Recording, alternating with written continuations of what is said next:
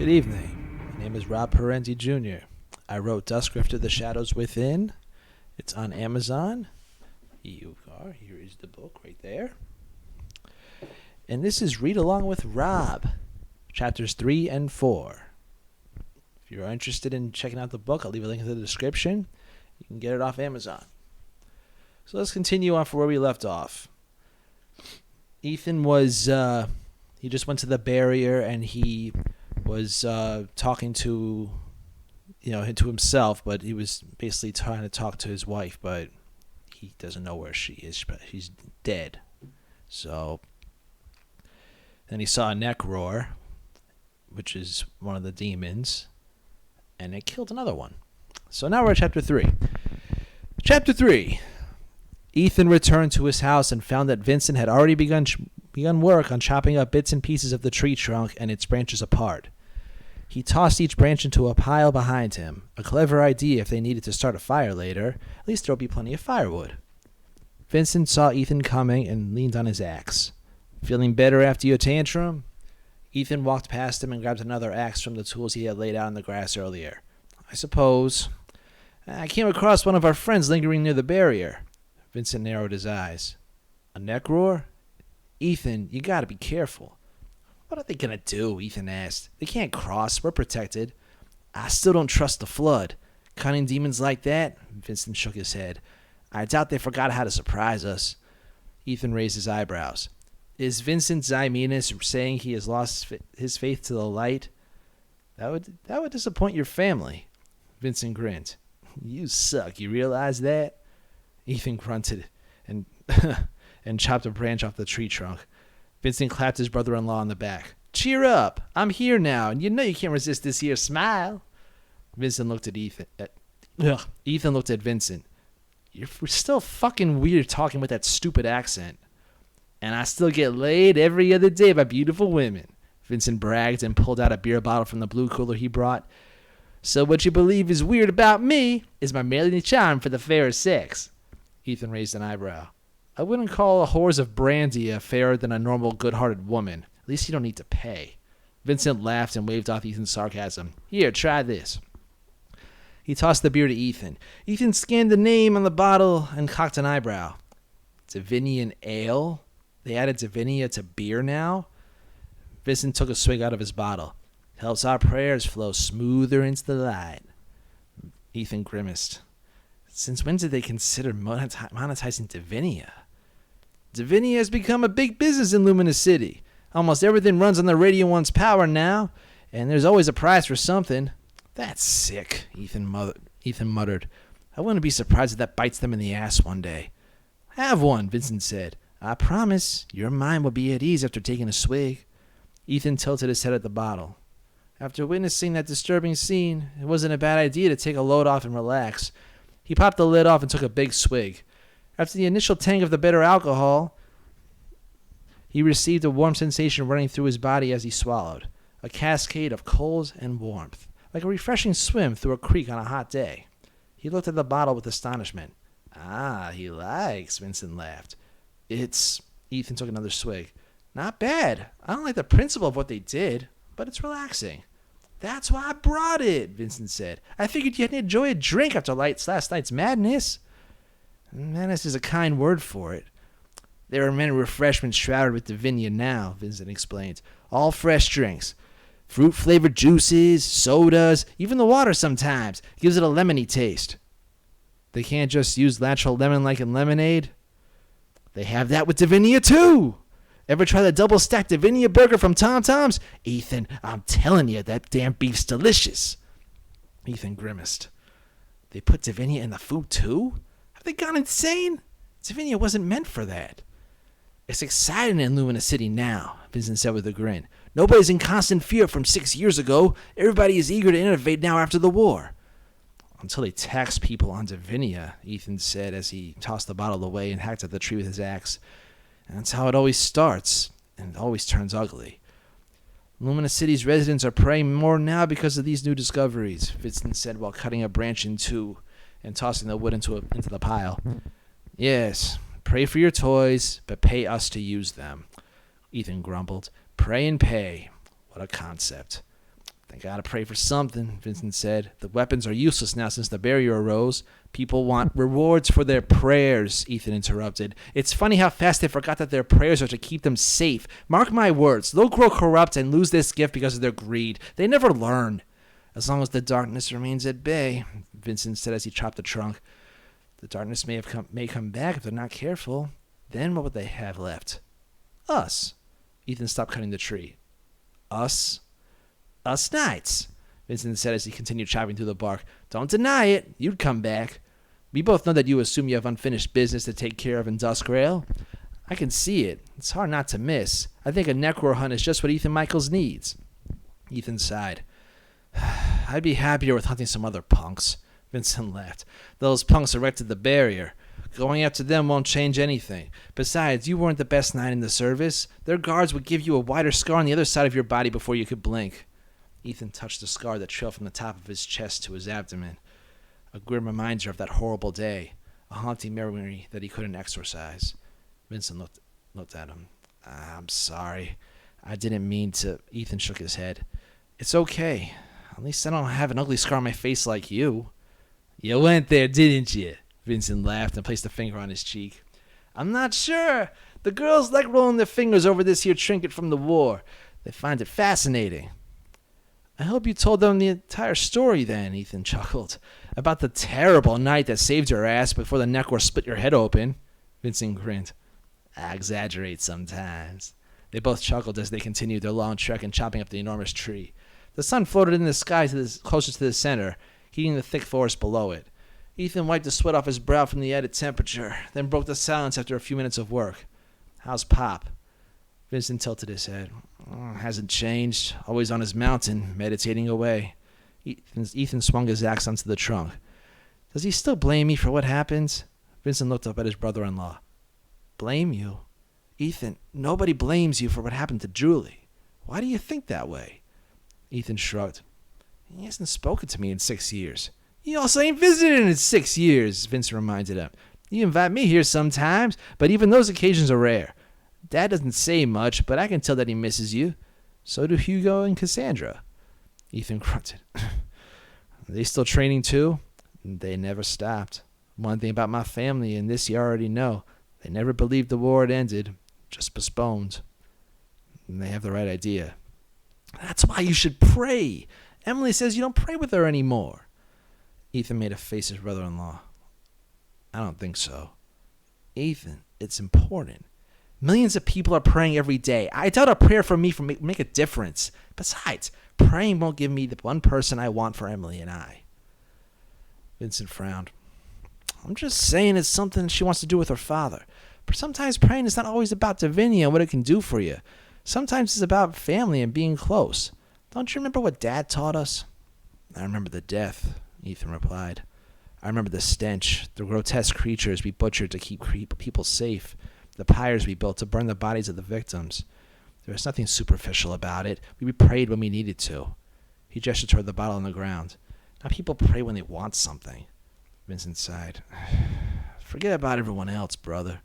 They're in their own world with their own fantasies. You have your little one. I won't tell you how it would be a father. Hell, I ain't one myself, but try it one night. I'm sure it couldn't hurt. Ethan frowned. Maybe Vincent was right, and Emily just wanted to feel closer to her father. It wasn't like they weren't close now, but it's possible that this would help her cope with living away from her children her own age. Ethan loved her. Perhaps it was time to stop being so uptight and selfish about the harmless activity of prayer. Perhaps prayer out of necessity wasn't the only reason. Chain barked as he trotted up beside his master. He must have overheard the conversation and was agreeing with Vincent's advice.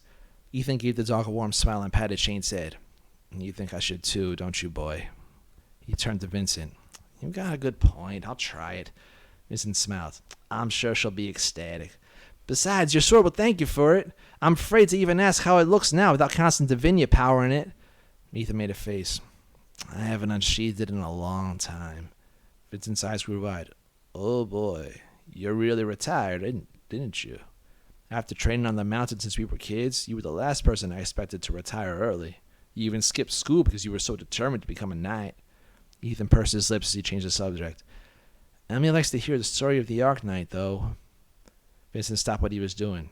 The Ark Knight? She's fascinated by it. Vincent shook his head and continued working. Yeah, well, who knows what happened to that guy? And that's chapter 3. Well, this is going to be a shorter video, thankfully, because it took forever to do the other one. Chapter 4. And this is when things start picking up now. Chapter 4. Emily was sitting in a large, colorful bed of flowers with her teddy bear underneath an old tree. Streams of sunlight cascaded between its branches as she took a bite of her peanut butter and cherry sandwich. The red juice from the cherries dribbled down her chin as she placed the bread back on her paper plate. She hummed a tune to herself as she pulled a daisy from the ground and placed it on her stuffed animal's ear. Mr. Tummy, you look so handsome, Emily giggled. I think we should have brought a picnic basket with more food since Daddy is busy. He doesn't like us trying to pick up heavy tools. No, sir. The bear sat motionless. His little smile engraved on its brown cotton fur gave Emily the sense that the toy was enjoying the solitude with her just as much as she was. A little bumblebee flew up after pollinating a daisy and landed on Emily's nose. She giggled again as its long legs crawled up her face onto her forehead, giving her little tickles before it lifted off again in search of another daisy. A light breeze blew back Emily's straight brown hair, and more bees flew around the flowers with quicker speeds, as if the little girl's presence was agitating them. I think we're disturbing them, Mr. Tummy, Emily said as she stood up and brushed the dirt off her little white sundress. She picked up the small bear and walked away. Come on, we should leave them to their work. Emily skipped towards a thin stream that wasn't too far from the tree. The sun beamed on it, giving a sparkling glisten to the water as it moved downwind towards the enormous Lake Rhodesia that it connected to a few miles south. Large run-down rocks lined the channel as the water streamed through them. She sat on one of them, placed her tiny feet into the water, and enjoyed the cool sensation of the stream on her skin. She breathed in and smiled at the tranquility. The sounds of the flowing water shifting through the rocky crevices, the cool breeze gliding through her hair like a mother soothing her child, and the blue jays singing their merry songs in the trees. Even the sun was warming her skin, like the radiant one himself was embracing her from heaven. It was a paradise, albeit a tad lonely for a little girl such as Emily. She had her father in chain, but she felt like she was missing out on playing with other kids during the summer since they lived so far away from Freers.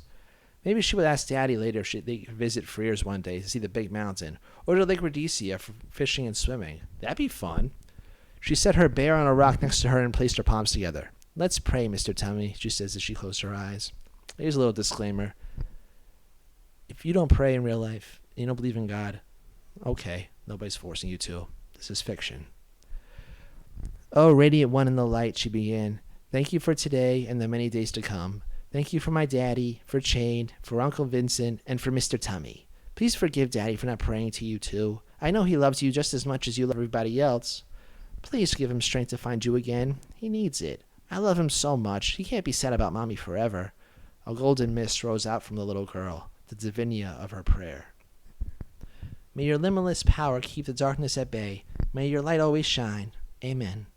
Emily finished and watched the golden aura of divinia that had seeped out of her float upwards and shoot off above the forest. It disappeared to the west on its way to Luminous City. It was her favorite part after prayer, watching the holy divinia fly off to give the luminous council more energy. She felt a small sense of pride in doing it, knowing her brief prayer was helping keep the monsters away. She wished her father would pray again, especially with her. Mommy would want him to. As Emily watched the golden glow dissipate away in the sky, a small gust of wind rushed through her hair and made Mr. Tummy tumble into the stream. She turned around and noticed the stuffed animal gliding through the channel. Mr. Tummy! She gasped as she hopped up and started climbing down the rocks to follow the stuffed animal. She panted with the effort as she chased after it. The stream picked up speed. The bear continued its trek through the water as it neared a short 5-foot waterfall. It tumbled over the side into the river below. Emily cried out as she descended the small rocky cliff and scanned the pool of water. She didn't see her bear anywhere. Mr. Tummy, where'd you go? Emily called. She searched the water below, darting her eyes this way and that along the loud bubbling lake. Did he get stung underneath a stone underwater? Did he float out further down the river? After a moment, Emily sighed in relief as the bear surfaced from the water and drifted towards the shore near her. She picked the soaked toy up and held it tight to her chest. Don't scare me like that, Mr. Tummy, Emily cooed as she rocked it back and forth. She held the bear out in front of her. Now you're all wet. We should go home. You're too curious about things. That's why you fell. As she lowered the stuffed animal down, she met the glare of glowing red eyes from the other side of the shore in the shade of the trees. Emily's big blue eyes widened. Then she gasped. She held her teddy bear tight to her as she stared at the dark figure. It didn't flinch and held a blank stare on the girl. Was it a neck roar? Emily shook her head. She was told stories of the neck roars in school, but this stranger didn't appear the way her teacher described them. This person had a pale, white human face with slicked back black hair and a square jawline. His eyes were a petrifying red, like they were dead inside but still human. She made out that he was wearing a crimson plate armor and what looked like a red skull heraldry engraved on the shoulders. He wore black gauntlets covered with the red plate armor on the knuckles and black boots with the same red pattern on his lower legs. A large obsidian sword rested at his hip, covered halfway by a shiny dark leather cape falling from his upper back. A heavy gust of wind blew it outwards into the daylight. Emily froze in fear. Even if she wanted to move, she was too frightened by the intimidating stranger. He looked like a demon soldier from the darkness, but the council created the barrier to block it off. Was it possible that he somehow crossed through? Besides the waterfall to her left, the only sound she could hear were her knees knocking into each other from her shuddering body. She was too afraid to move. She didn't know what to do. Clouds floated beneath the sun, causing the light to fade into shadow. The stranger's silhouette darkened underneath the tree from the sudden extra shade, leaving only his red eyes illuminating where he stood. A screech near her ear made Emily jump. She covered her head and fell to her knees as wings flapped all around her. She heard another high-pitched screech, and then another as more and more leathery wings flapped around the little girl. Emily could just make out that the wings belonged to a large flurry of bats. They surrounded her from above and landed on her. She cried out as their claws dug into her skin. Some even bit her, causing her to drop her teddy bear. She threw her arms out and screamed, but the bats continued to swarm around her. As the warmth of their little bodies surrounded her, she noticed that they were dead set on trying to kill her. She knew they could have been, but this didn't seem like their current task. Instead, they had gathered underneath her and then lifted her up off the ground. It took her a moment to realize that through the pain, that the bats were carrying her above the river towards the red man. She squirmed and kicked, but the bats held tight as they transported her over the water. She cried out as they reached the center of the river. Emily met the dark stranger's gaze and couldn't help but stop moving. His piercing red eyes glared straight into blue eyes, like he was looking into her soul. He opened his arms wide. "Daddy," she whispered as the flurry of bats sent her careening into the man's outstretched arms. And that's the end of chapter 4. Thank you all for listening. This is a much shorter video, thankfully. Maybe tomorrow we'll read chapter 5 and 6. Hope you enjoy. As I said, I will put a link at the bottom of the video. So if you want to check out the book, you are more than welcome. Thank you all for listening. Good night.